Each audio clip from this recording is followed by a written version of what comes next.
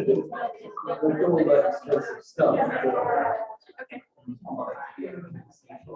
Hello, we're going to start now.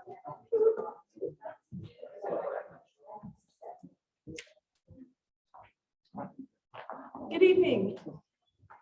I'm Elizabeth Tyler, and along with Tim Ayres, I'm co-director of the Center for Medieval Studies here at York. Our lecture this evening is co-sponsored by the Center for Renaissance and Early Modern Studies at York, by the Center for Medieval Literature at York and Odense, by the Henri Perrin Institute of Medieval Studies at Ghent, by the Center for Medieval Studies at Fordham and the University of Santiago de Compostela. And we all wish you a warm welcome, whether you're here in person or joining us online. And please let us know in the chat if you have trouble hearing us. It's an echoey room, but we can try to project better if people online are having trouble hearing us. If you have trouble hearing us in the back of the room, just wave. I'm delighted to be introducing Dr. Emir Filipović, who is an associate professor of medieval history at the University of Sarajevo. His research lies in the field of the history of Bosnia and Southeast Europe, more broadly in the late Middle Ages, a period which included the Ottoman conquest of the Balkans. Medieval Bosnia was an area of rich cultural and religious diversity, including Latin and Orthodox Christian, Jewish, and Muslim communities. And his work is thus at the forefront of expanding conceptions of medieval Europe, both geographically and culturally. Professor Filipović has written extensively on these topics, authoring an illustrated history of medieval Bosnia, a book on the relations between the Bosnian kingdom and the Ottoman Empire, and a monograph study of the Bosnian Katromanic dynasty.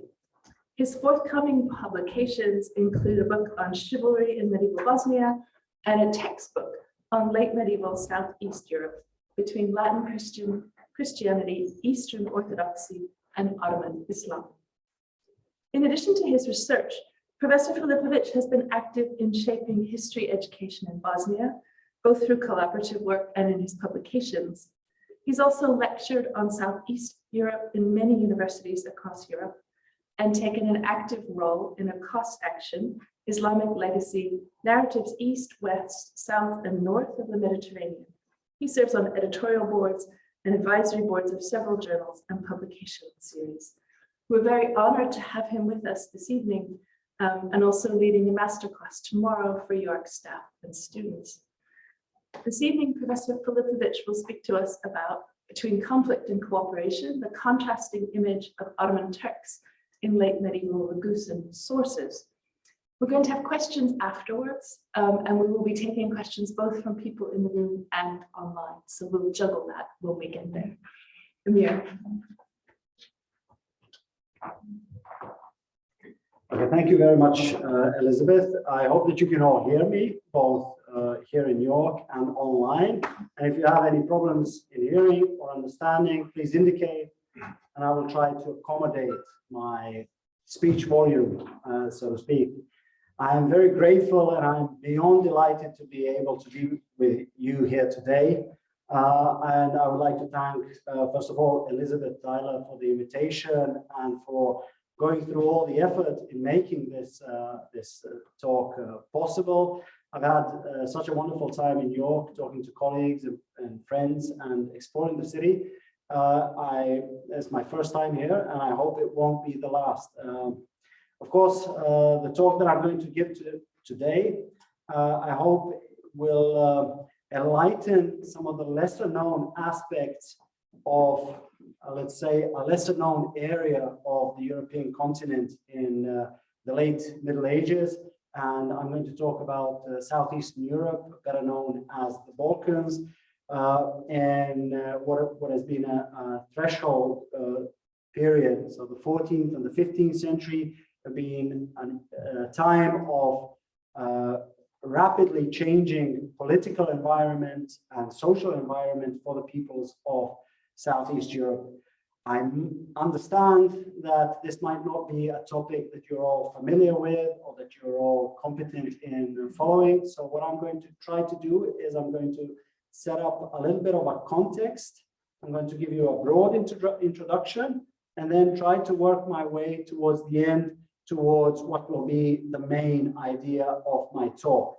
And please, at least for those who are in person here in York, if you find anything that you don't understand, or if you haven't heard properly, or if there's something that you feel needs additional clarification, explication, elaboration, do not hesitate to interrupt me. Raise your hand or raise your voice. I will be very happy to stop and try to elucidate on the matter. I will try to explain this to the best of my abilities, and then we can hopefully move on.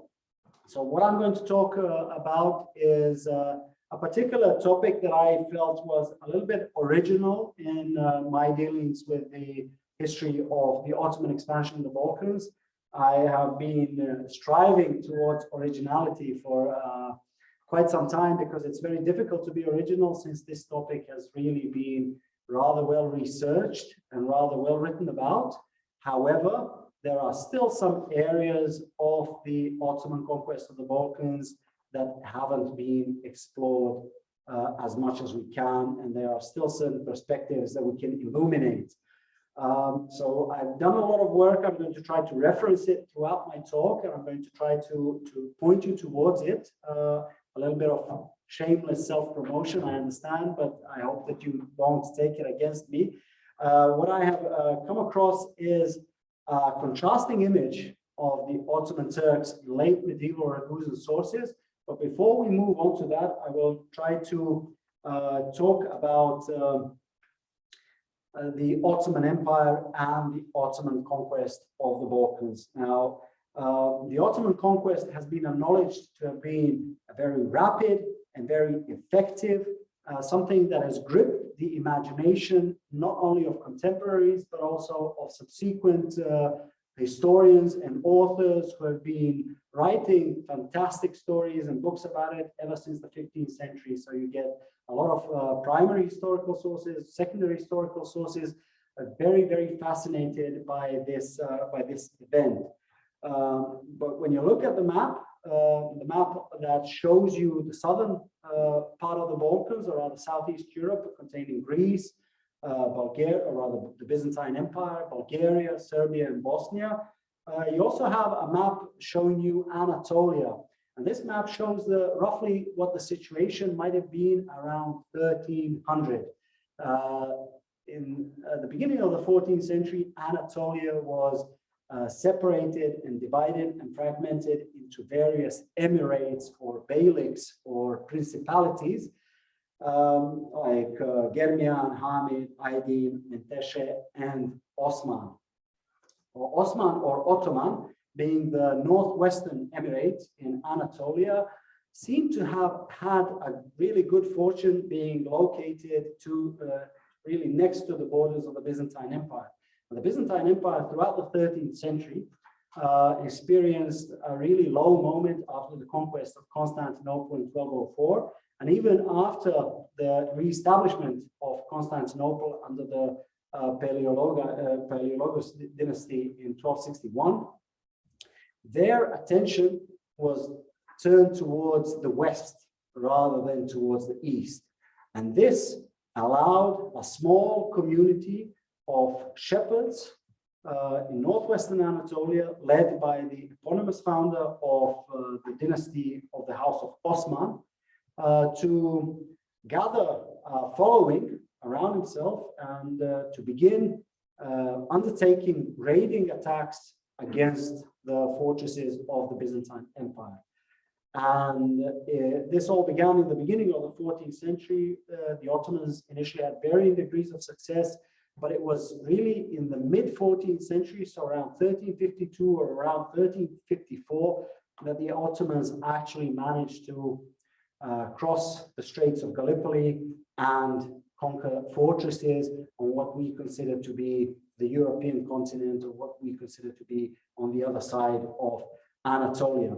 So from the mid-14th century until the 1600s, you can see like a small community of shepherds into a truly European or rather global empire that stretched over 3 continents in a matter of 150 years.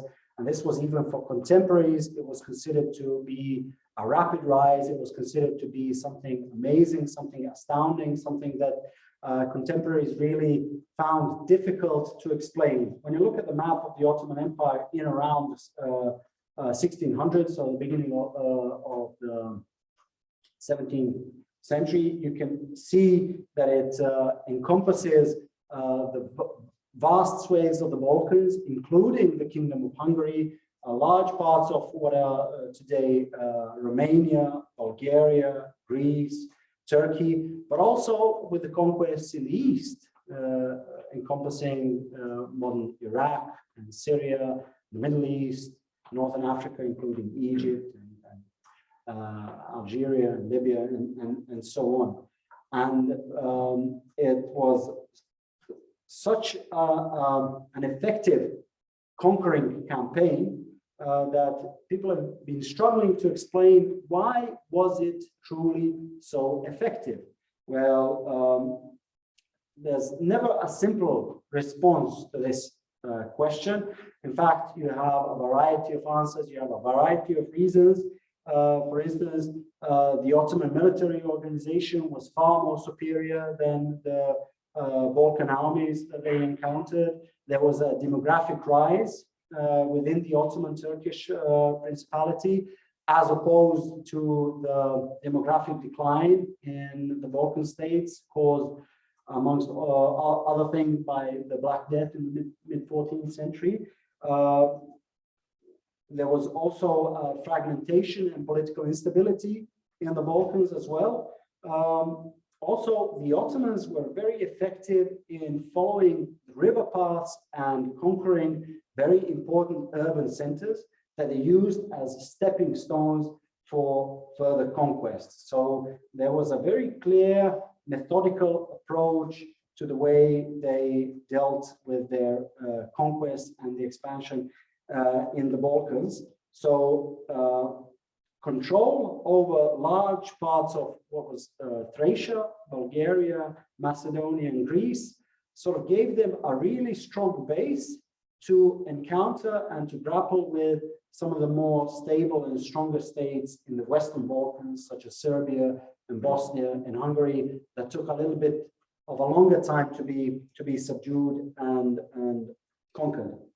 So you can have a look at the map, and you can have a look at the years.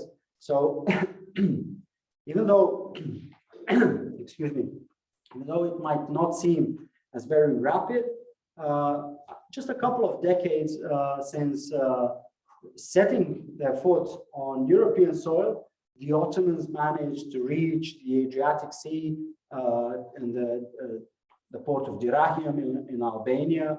They arrived to the town of Niš or Naissos, perhaps much more famous for as being the birthplace where Emperor Constantine was born, and Emperor Constantine is familiar to all people here in York. So from Naissos to York, and then to Rome and Constantinople. It was a very big career, many connecting points and connecting lines. But you can see sort of the two directions in which the Ottomans conducted their early conquest of the Balkans in the second half of the 14th century. One was along the river Marica in Bulgaria, going to Plovdiv or from Adrianopolis or Edirne to Plovdiv or Filipopolis, moving to Sofia and Naissos.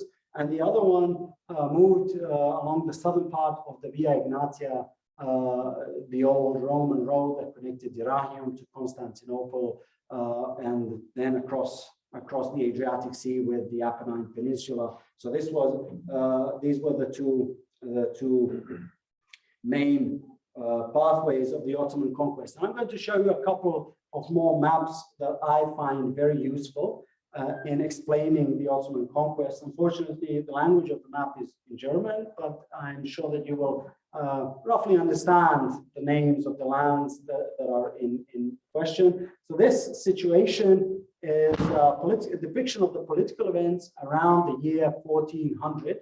And you can perhaps see the Ottoman Empire being marked out here in green. And you can also very easily and very quickly recognize the different shades of green.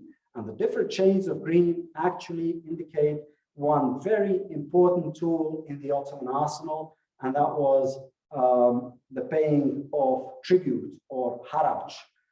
In fact, this obligation of the local Balkan Christian Slavic lords to pay a tribute in order to preserve their position created a false sense of security or a status quo among the Balkan Christian states. At the same time, it depressed economically those states who were encompassed by this obligation to pay the annual tribute to the Ottoman ruler. For instance, just one example, the King of Bosnia in the mid-15th century was supposed to pay 40,000 gold ducats per year to the Sultan of the Ottomans. And when you translate it into modern terms, that's around 140 kilograms of gold, which is very, very impressive in terms of, Bosnia by that time was a silver producing country. It had a large income, but the economy of the country was still largely agrarian and pastoral. And, you know, having a ruler just give 140 kilos, not just on one occasion, but per annum. So every year, it's a recipe for disaster. You can understand how it enriches your enemy at the same time weakening yourself. So you can see this map, and around 1475, during the reign of Mehmed II, and I'm going to try to go back, and you can see the difference with the green, the shade of green becoming more intensive and becoming more consolidated and more firm during the reign of the very famous Sultan Mehmed II, whose reign and whose ambition towards the Balkans, in my own work, I termed as eliminating vassals. So what Mehmed II wanted to achieve in the Balkans, not only in the Balkans, but also in Anatolia, was to simplify the geopolitical arrangement and consolidate his empire. So what he did after the conquest of Constantinople in 1453, he managed to conquer Serbia in 1459, he managed to conquer Morea or the Peloponnesus in 1460, he conquered Bosnia in 1463, he conquered the empire of Trabzon, and so on. So, and he also did away with all of the potential claimants to any of these thrones in order for himself to be safe on his own imperial throne. And in order to simplify the geopolitical sort of landscape of the Balkans, as I said, which has from then on been divided between the Ottoman Empire, the Kingdom of Hungary, and the Venetian Republic. And ultimately, so I'm not going to talk about it, but that's another interesting topic. Ultimately, that would result in the early modern age with a phenomenon called the triplex confinium. So the triple border, the border between the Venetians, the Ottomans, and the Habsburgs in Dalmatia, allowing for a flowering of a border culture that it was very, very interesting, very specific, but also implied a blending of various influences and various understandings and so on.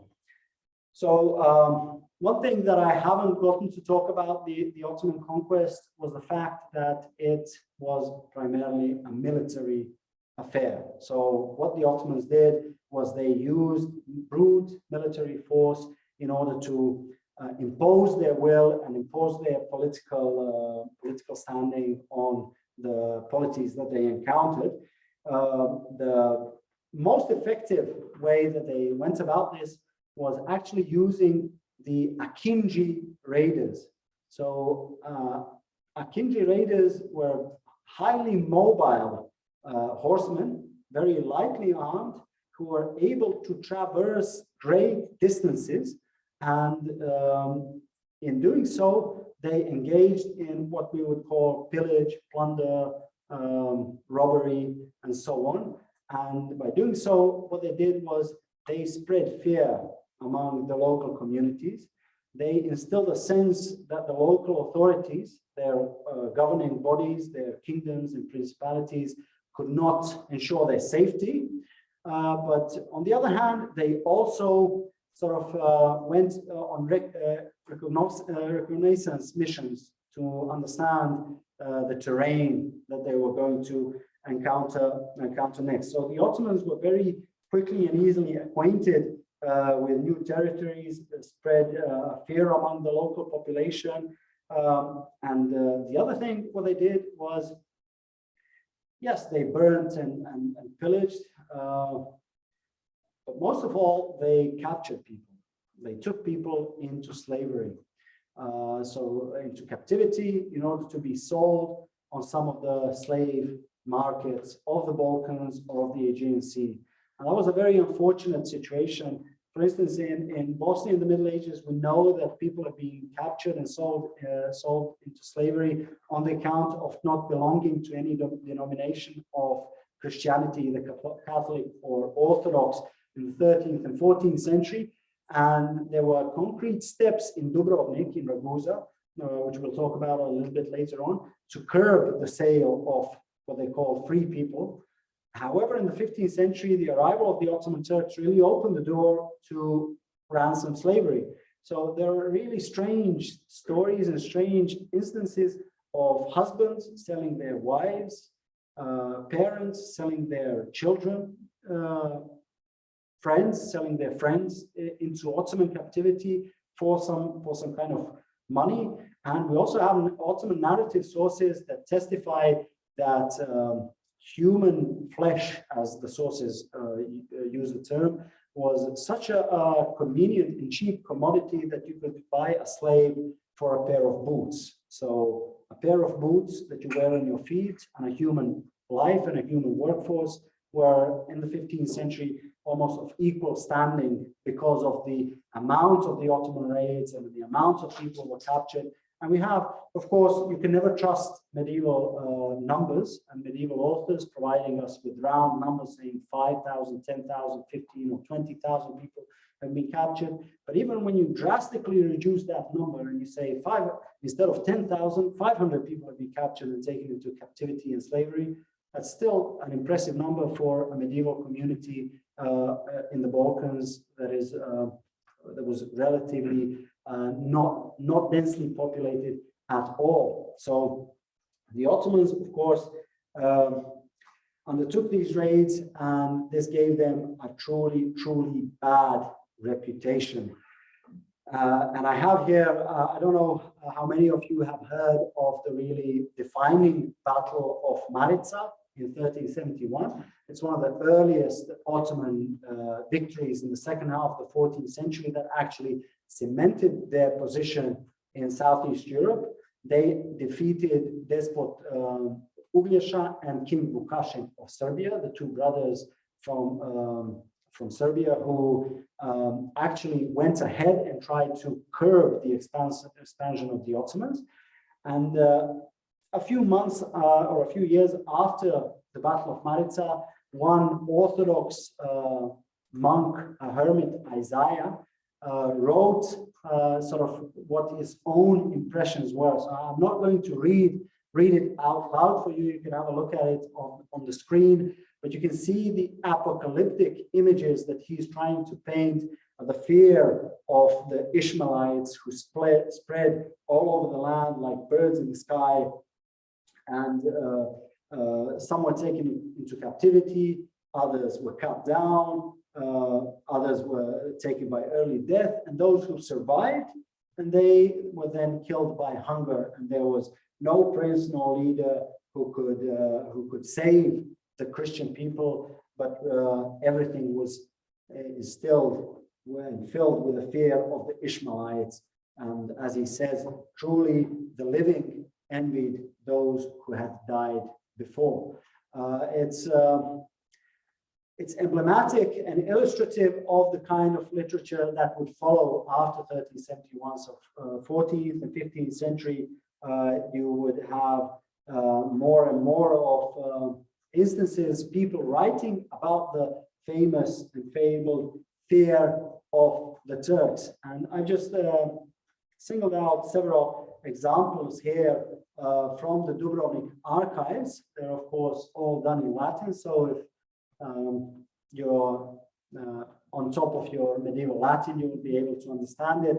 I'll just briefly try to explain them all. So the first one is from October 1386, and it talks about the first Ottoman attack on the hinterland of the coastal commune of Dubrovnik, and it allows the families from the hinterland to save themselves, and it says that they are running in order to be saved from the terror of the Turks. The next one is from July 4th, 1390, and it talks about the various Vlachs and the Slavs from the hinterland and accepting them, even though they were armed, because they are running away from the Timore Turcorum, so the fear of the Turks. And you have a couple of more 8 years later, in January 1398, there's another Propter Timorem Turcorum, so because of the fear of the Turks, the Ragusan government is deliberating on allowing the merchants who are residing in the trading town of Narenta to be able to remove themselves with their property safely if they hear the news of the Turks. And there's also in 1414 another mention of the Metus or Metum Turcorum. And I just singled out a couple.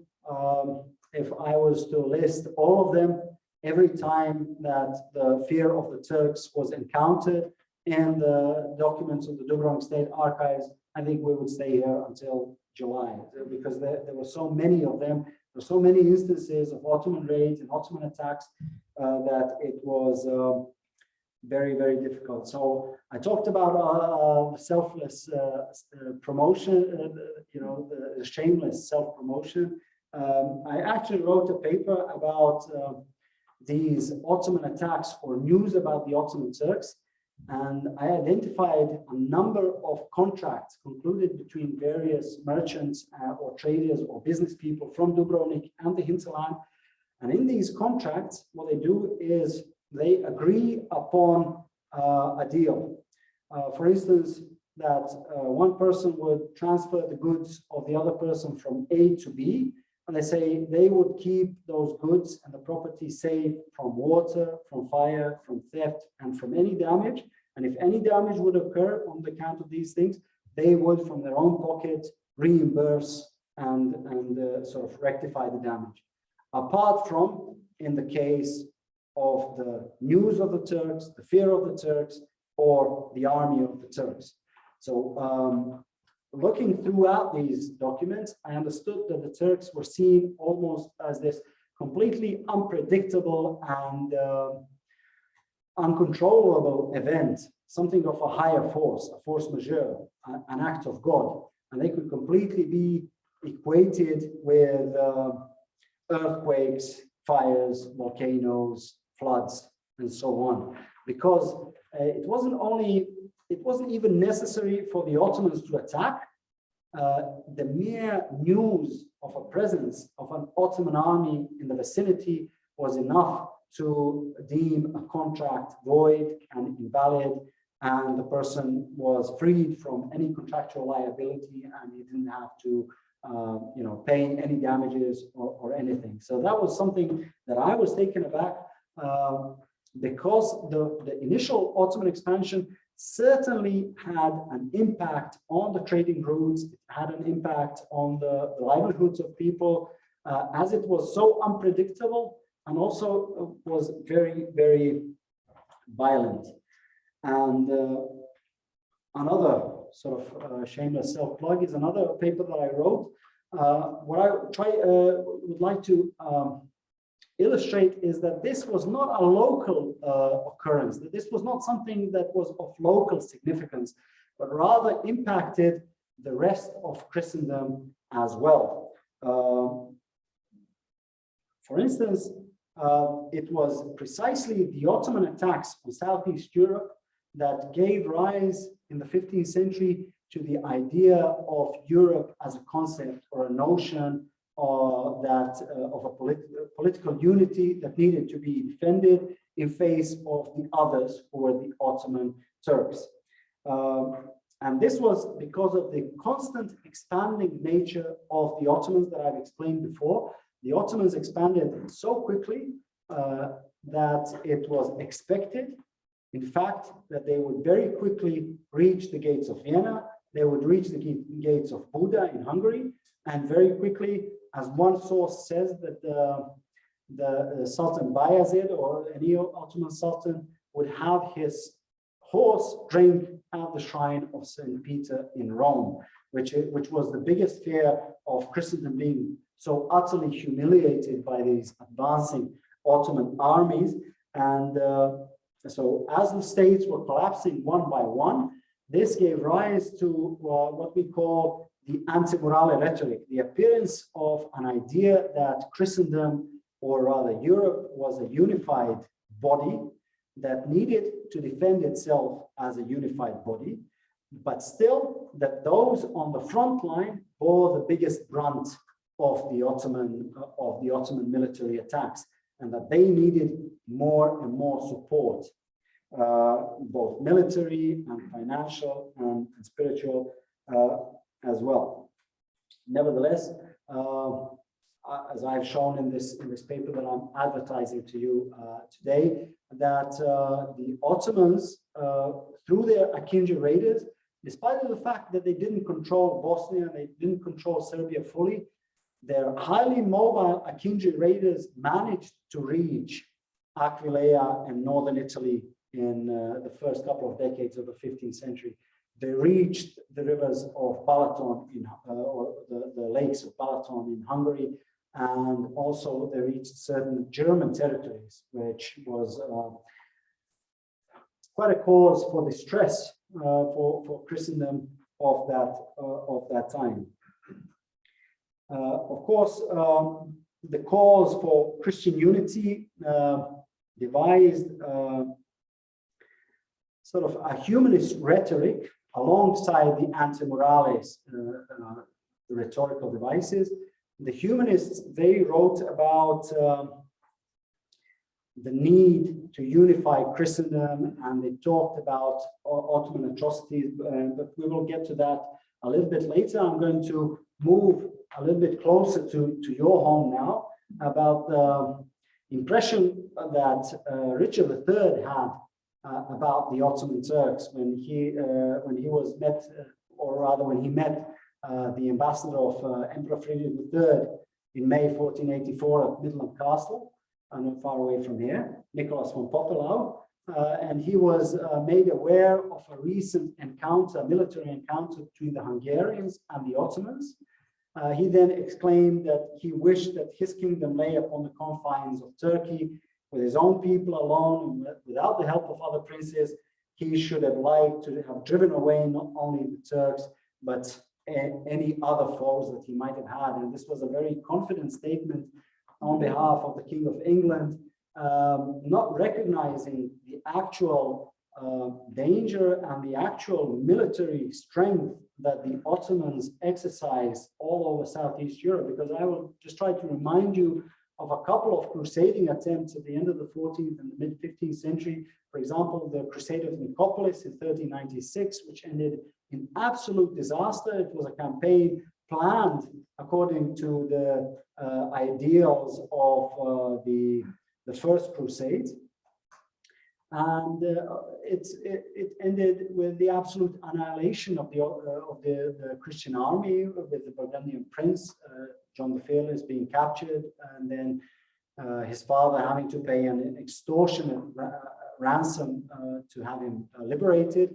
And in 1444, the Battle of Varna, at the time when Sultan Murad II thought it expedient to allow his underage son Mehmed II to assume the throne while he was, and this I repeat, there are two theories of where he went. One is that he actually went to discuss theological debates with the dervishes, and the other one was that he was away drinking with some women. In any case, he left his son alone on the throne, and this was seen almost as a green light for the Christians to convene and gather and try to reclaim some of the lost territories in the Balkans. However, when news reached Sultan Murad II that the Christians were advancing, he very quickly organized with the help of the Genoese. He crossed the straits, gathered an army and dealt a crushing defeat with the King of Hungary, Vladislav, being killed at the Battle of Varna in 1444. So this was any kind of military response that the Balkan Christians had was not enough for the Ottomans. The Ottomans had far greater resources, far greater military capabilities. In the mid-15th centuries, they were also very advanced with their artillery and their gunpowder and so on. So that was one of the reasons that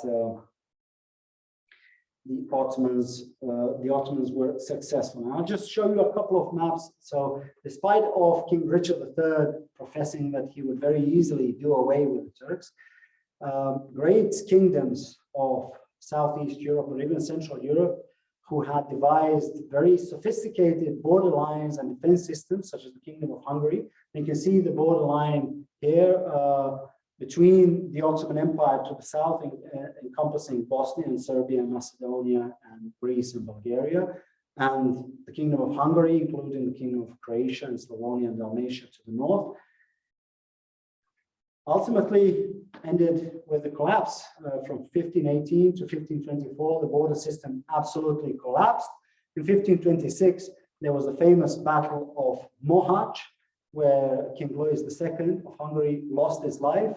Sultan Suleiman Kanuni, or Suleiman the Magnificent, managed to advance into Hungary. Very quickly, he managed to conquer Buda, and not long after that, in 1529, he actually besieged Vienna, which was the biggest fear of the Europeans. So throughout this time, the humanists of Europe devised this strategy of writing about the Turks, trying to indicate of the horrors and the atrocities that they were committing, the danger that they posed not only to Southeast Europe, but if unchecked, they would quickly come to Germany, Paris, Rome, further on, and the humanists developed a great body of writing called the Untitled, which is I don't know how to describe it. It's yes, of course, it's negative and it portrays the Turks in the most negative light. But the issue is that most of the writings has not been done by eyewitnesses who had actually any knowledge of what went on in Southeast Europe. It was almost like a rhetorical exercise. It was all any humanist, any educated person who wanted to give speeches at banquets or parties in Italy or elsewhere had to have, like, in his pocket, sort of a prepared anti-Turkish speech where he would describe the Ottoman atrocities, and he would talk about the horrors and try to highlight the dangers that stand. But for the Ottoman conquest of the Balkans, the variety of sources is unparalleled, both in content and in kind, in language. There are sources written in Greek, Byzantine Greek. There are sources written in Ottoman Turkish, in Persian, and in Arabic. There are sources written in the Old Slavonic Cyrillic script, in the Veneto dialect of Italian. There are sources written in Latin, and so on. But of all the sources that I have managed to consult, I find the sources of the Dubrovnik State Archives to be the best and the most comprehensive and the most valuable, because they are so concise, they are so precise, and they are official, meaning that of course, there's some kind of evaluating to be done, but the account that this was done by official council meetings and so on gives those records a much stronger case rather than subjective personal narrative accounts and so on. So Dubrovnik, or you might know, I don't know how many of you have visited Dubrovnik. It's a beautiful, beautiful, beautiful city or town, the southern Croatian coast in Dalmatia. It's absolutely magnificent. It's Venice, small Venice, as you can imagine. Of course, Dubrovnik, which is its Slavic name, and Ragusa, which is its Latin name, which I prefer because it's far easier to use when you talk about it, was, excuse me, in the 11th century, the 10th and 11th century, it was under Byzantine influence. However, after the collapse of Byzantium in 1204, it quickly arrived under Venetian domination. And the Venetians were very crude and very brutal in suppressing any kind of commercial competition in the Adriatic. The Adriatic was considered by the Venetians to be their own Gulf, the Golfo Veneto or Golfo Adriatico. And this is what they did to Zara or Zada, and they also did that to Dubrovnik. They had their own rector or Prince of Dubrovnik, and they controlled Dubrovnik until 1358. Until 1358, Dubrovnik was under the rule of the Venetians, and it didn't truly flourish to the extent that it could, especially in terms of maritime trade. So in that period, what Dubrovnik did, they did something that the Venetians were not interested in doing. So Venetians were always interested in anything to have to do with the sea and the coastal areas and ports. They were not interested in venturing further beyond the seaside. And the merchants of Dubrovnik or Ragusa, they actually went to the hinterland. They knew the language, they spoke the Slavonic language or the Slavic language. They communicated with the Serbs and the Bosnians, and they traded with them. And this was a very effective and very good way of approaching and dealing with things for Dubrovnik, which was a small community oriented towards the sea without any of its land possessions. Really, they needed some kind of an outlet, and trading with the states in the hinterland, sort of exporting their goods towards the rest of the Mediterranean, and then using the Mediterranean trade in order to facilitate the import of goods into Bosnia and Serbia. This was something that they made their name of. And when you look at the beautiful walls of Dubrovnik, I would dare to say that a lot of it is fine and was financed by the rich silver trade that they had a monopoly on in Serbia and in Bosnia. So in the 14th and 15th century, there was a big, almost on an industrial scale, exploitation of silver in Serbia and Bosnia. This made those countries very financially powerful. The rulers were strong. The trade was lucrative, and the Ragusans, when you look at the beautiful walls, they, of course, belong. They were built with the money procured from that trade. Dubrovnik, of course, was an aristocratic republic or an aristocratic commune, and here you can see an image from the rector's palace in Dubrovnik. It's an early modern sort of inscription, but it's very indicative of the approach of the people of Dubrovnik, so the Ragusans, towards the way they govern their state. It means obliti privatorum publica curate. So forget your private things and take care of the public ones. It was a lot of selfless sacrifice in order to improve the standing of the commune, and that made Dubrovnik stand out among the other similar communes of the Adriatic and of the Mediterranean. And of course, they very early on, with the development of notaries public in the 13th century, they began taking records and noting them down in books in the archives. And this here that you can see on the image is the beautiful Renaissance Sponza Palace. Perhaps you can see Gothic architectural elements on the top and Renaissance architectural elements on the bottom, which is down to the fact that Dubrovnik was hit by a really violent earthquake in 1667 that destroyed a lot of its medieval architecture. Some of it had survived, but anyways, this palace used to be the customs office and it used to be also the place where they collected the rainwater.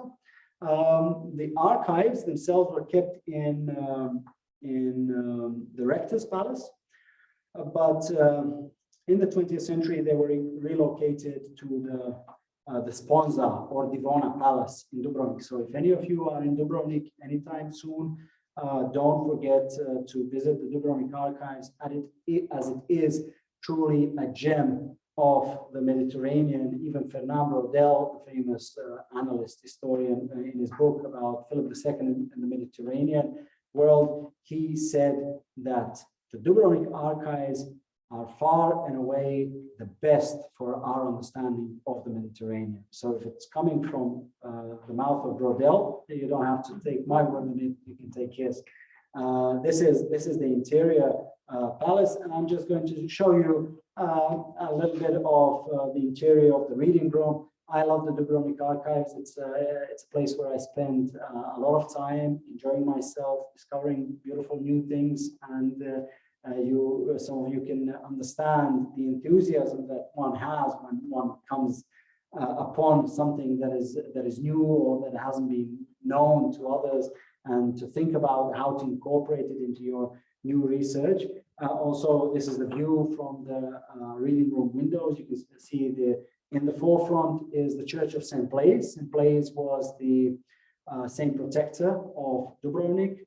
And in the hinterground, you can see the Cathedral Church of St. Mary in Dubrovnik as well. The books and the archival registers are on a different scale, on a different level. They are so beautifully preserved from the end of the 13th century all the way until Napoleon's Marshal Marmont abolished the Republic in 1808. So until the 19th century, you have very detailed records concerning various kinds of administrative, merchant, legal things, concerning various kinds of different activities.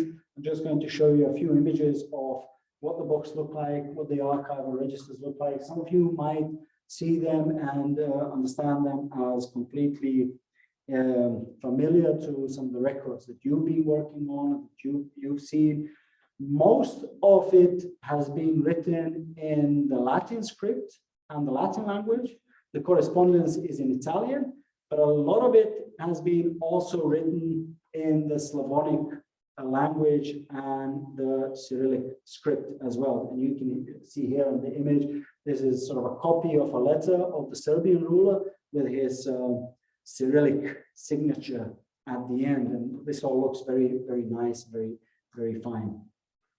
And this is an image of a copy of a letter that they sent to the Lord Sigismund, the Emperor of the Romans and King of Hungary, who was actually their suzerain from 1358. After battles and clashes with the Venetians, the King of Hungary managed to wrest the whole of Dalmatia from Venetia, so from Varner, so from Istria to the north, to the Rahium to the south. From 1358, the whole coastal area was Hungarian. And this, of course, allowed the Ragusans to prosper. They were a little bit more free because their overlord was a little bit further away and was not interested in suppressing their trade liberties and so on. So they flourished in that period. And this is just a copy of a letter. But I believe for the Ottoman conquest, the best sources to be consulted are the Dubrovnik councils. So if you know your history of Venice, you know that Venice has a minor council, a major council, and the council of the invited, or Consilium Rogatorum, or Consiglio dei Brigadi. It was almost like a carbon copy from Venice. The same was in Dubrovnik. So you have here like an image of the Consiglio Rogatorum, which was a council of the invited, the Ragusan Senate. But you also have the minor council, which was the rector and his 11 associates. And then you have the major council, which were all the nobles of Ragusa who could take part and so on in the council. And all of these minutes, their decisions and the motions and the ideas and the debates are all very finely recorded in these record books. And the other collection, the other archival series that is very valuable it is the lettere e commissioni di Levante. So lettere meaning letters and commissioni meaning commissions or instructions for ambassadors. Di Levante, so this Levante part of the name is a little bit misleading. It actually refers not to the Levant or to the east, but actually to the whole hinterland. So it contains the correspondence that the government of Ragusa had with the various governments, rulers, and nobles in its hinterland, and so on. And it contains copies of outgoing correspondence, letters, but also letters and instructions sent to the ambassadors who were residing at those courts. So you can imagine what kind of interesting source material we have for this period. Well, unfortunately, regarding the main topic of my talk, there are so many examples that I have decided to only focus on a very short time frame. So the last decade of the 14th and the beginning of the 15th century, to show you and to illustrate what I've encountered. Namely, by reading the humanist discourse that I have encountered, you come across a completely negative image of the Turks, and you see that Turks are brutal, they're rapists, they pillage, they plunder, they slit throats, they kill people, take them into captivity. They have absolutely no regard for human life. And in the documents of Ragusa, I found this image, but on the other hand, I found a completely other opposing, contrasting image where the Turks are actually the good guys, where there's a good relationship to be had with the Turks, where the Turks, the Ottoman Turks, are the ones who respect the merchants of Ragusa, and they can have absolute good diplomatic negotiations and relations and so on. So I'm going to move on to that part of my talk right now. Here you can see an image. I don't know if any of you can recognize and read the writing. It's pretty standard Chancery Gothic writing of the time at the end of the 14th century. So even though the first encounters of the Ragusans with the Ottoman Turks can be dated to the 1380s, this document is from 1392, and it actually is a decision passed in the Ragusan Minor Council writing to Theodore de Gisla in the mining town of Novo Brdo in present-day Kosovo, who was supposed to go to the Turkish emperor, who is currently in the Partibus Romania, so he is in Romania or Rumelia at that time, in order to talk to him and discuss with him and negotiate the possibility of liberating Pirko Binčulić, the son of Andrea Dobre Binčulić, who was captured by the Turks, and also to negotiate about the Ragusan commodities that were captured at the same time. So this was the first official time that the Ragusans sent an ambassador or an envoy to the court of the Ottoman Sultan. The Ottoman Sultan of the time was Sultan Bayezid I. Why he was called Hucha Basha or Hoja Basha, we have absolutely no idea.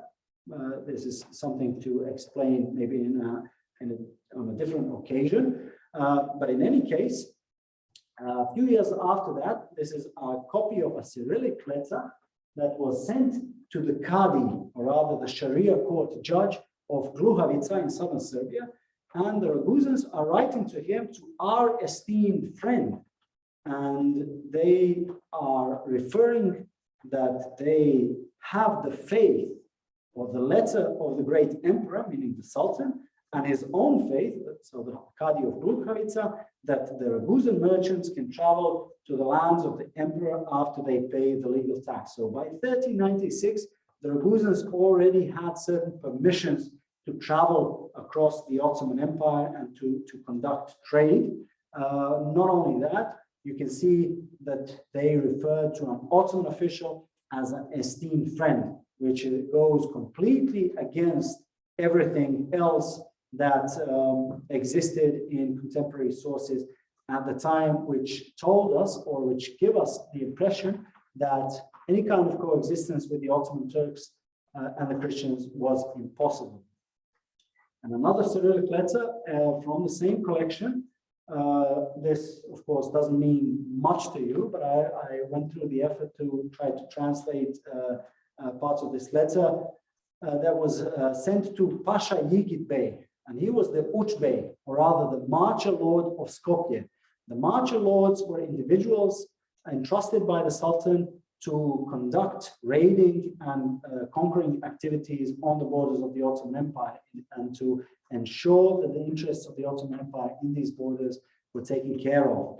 And to him, the Ragusans write, to the much respected and very brave voivode Pasha Yiğit from the governing Ragusan rector, and they write about the honest letter of your kindness, and saying that they have the faith of the great emperor and so on, and your kindness, and they are grateful extremely for this kind gesture as to a beloved and very honest friend. It's not the kind of language that you would expect a Christian at the time to be referring to a Muslim Ottoman military commander. And then another letter, similarly, to the Ottoman commander Sarhan from July 1399.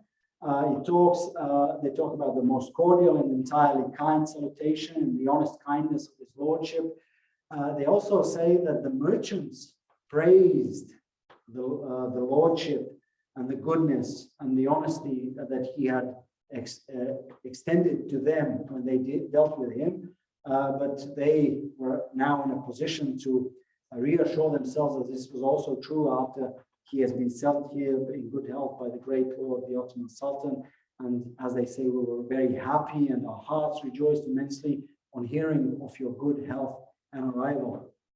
Which is, for me, reading these sources, especially contrasted to the other contemporary sources that exist, both in Dubrovnik and elsewhere, that talk about Ottoman atrocities and Ottoman, the inability to communicate or to live with the Ottomans. These letters shine a completely different light. They now testify, of course, you have to take into account a little bit of diplomatic soft speech and so on, but still it hints at the existence of what you would call a convivencia, sort of a living together and accommodation between various interests. This is one decision of the Ragusan Senate, for instance, from the same year, 1399. It's a motion regarding the relations between the Ragusans and the Ottoman Turks. And in the Ragusan Senate, there was a motion to discuss about whether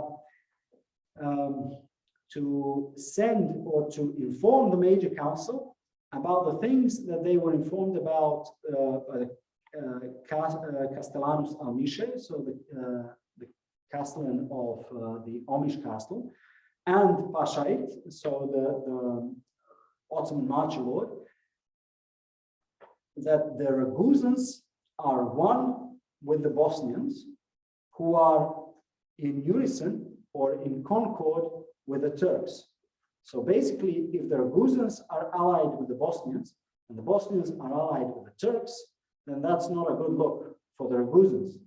And it would be much better, as this decision goes on to say, that they have their own ambassador in the presence of the King of Hungary in order to be able to justify this situation, so that they would have the ambassador speak on their behalf and say that it's not, everything is not as it seems, even though, of course, they were in very cordial and very good and friendly relations with the Ottoman Turks.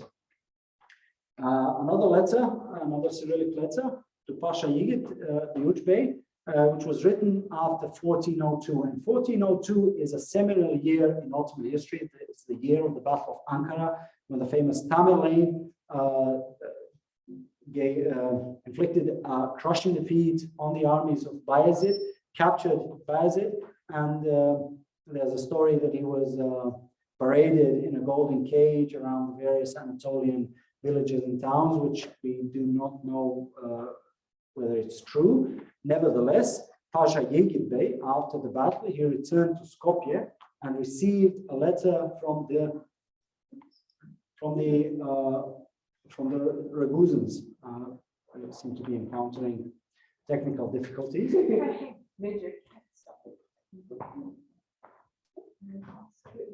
So anything that can go wrong will go wrong.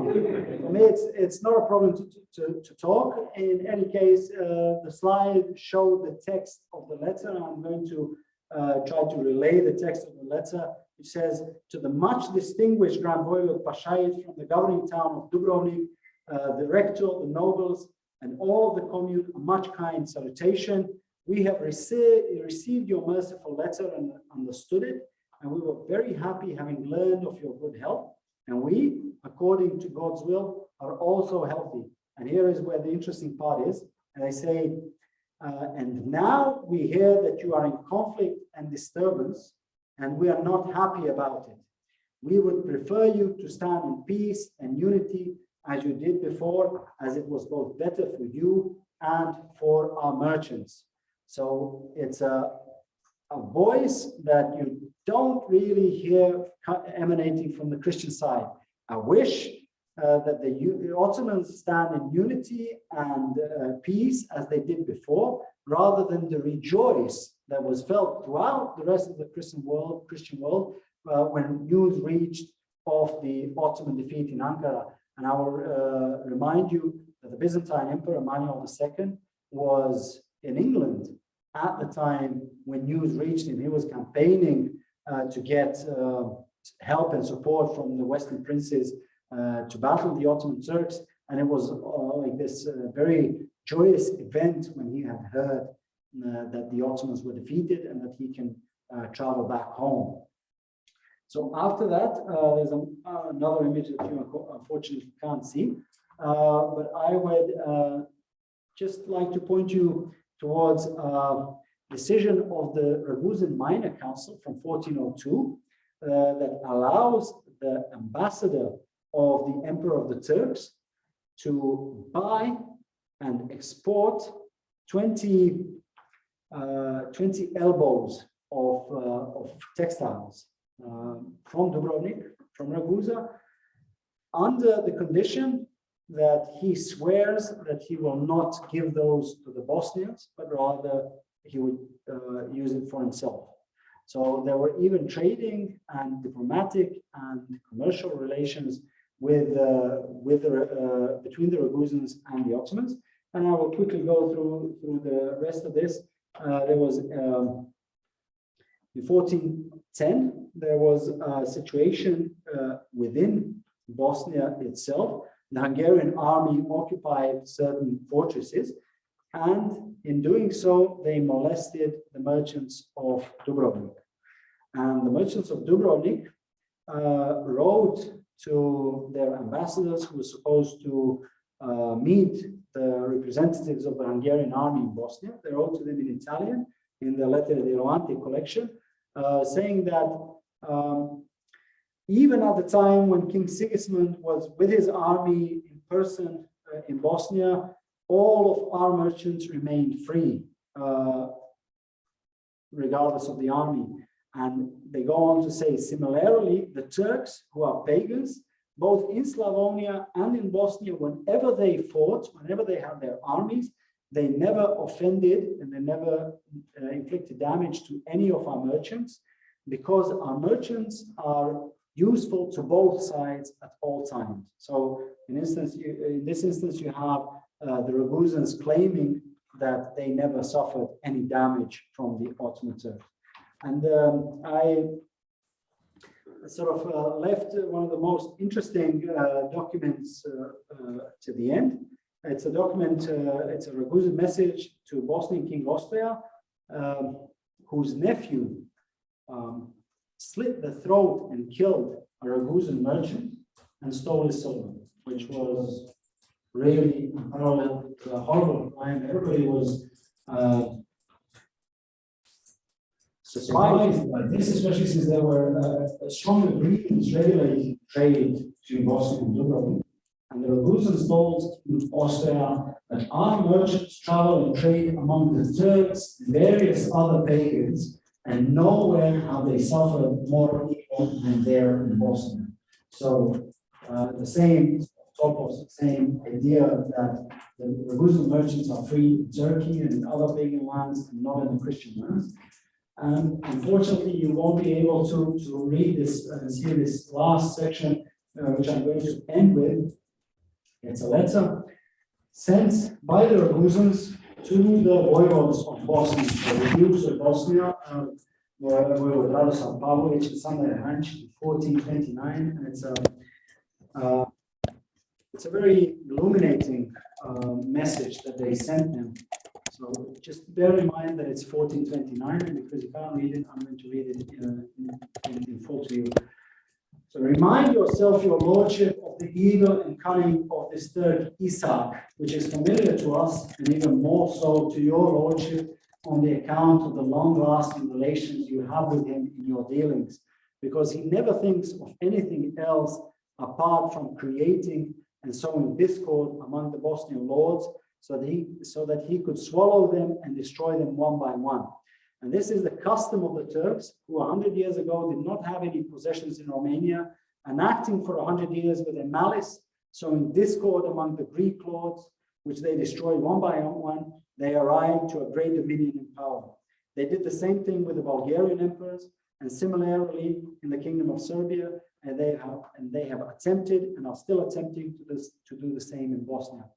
Seeing the great love and unity between the Bosnian lords in Dubrovnik, which has an open path towards the sea, they have tried to instigate disunity in order to get all those tributes and honors that we give to the lords of Bosnia.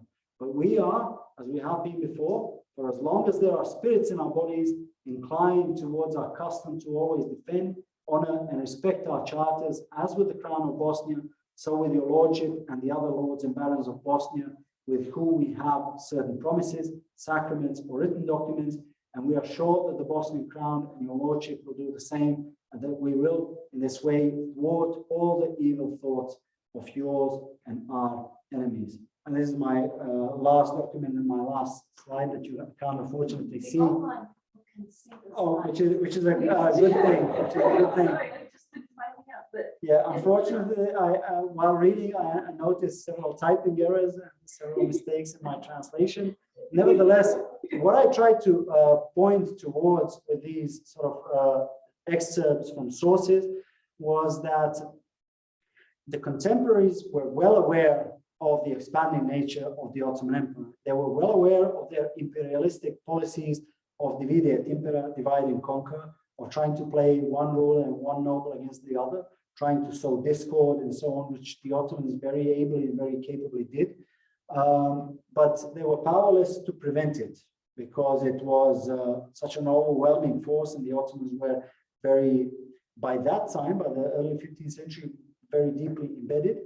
But the other and especially when you listen and when you read this passage or the other passages where the Ragusans talk negatively about the Ottomans, it's very difficult to ascertain whether what they were writing to the Ottomans themselves is very honest.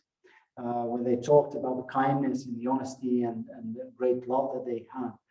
I'll just try to wrap up by saying that by 1431 and 32, the Ragusans sent their first ambassadors to the Ottoman port in Edirne. They evaded any direct communication with the Ottoman Sultan on the account of the fear of, by going to the court of the Ottoman Sultan, they would be forced to pay tribute. Ultimately, they gave gifts in 1431 and 32, and in 1458, they became a vassal state of the Ottoman Empire, and the relationship between the Ottomans and the Ragusans changed completely. What I wanted to illustrate with my short presentation and these examples is that the relationship between Muslims and Christians in the Balkans was not as clear-cut as people would have you believe. It wasn't as always as hostile. It wasn't permanently hostile. There were areas and there were times of cooperation and collaboration, I haven't shown, it would have gone beyond the scope of this lecture, the instances in which Turkish aspres and akçes, so the Turkish currency was mentioned in the Dubrovnik archives, certain fabrics and various other elements of Turkish origin were also mentioned often in the Ragusan archives as being very prized commodities, having a Turkish hat or a Turkish coat or Turkish boots was very, very fashionable at the time. You can never take the sources at face value. You always have to contextualize them, try to read them in the proper context, and try to compare them with other existing sources. And there are many other things that I would like to say to you, but I must wrap up and finish. I would like to thank you all for your attention, for being so patient with me, both here in person and online. And if there are any questions, or comments or anything else, I would be very glad to take them and to hear them. Thank you.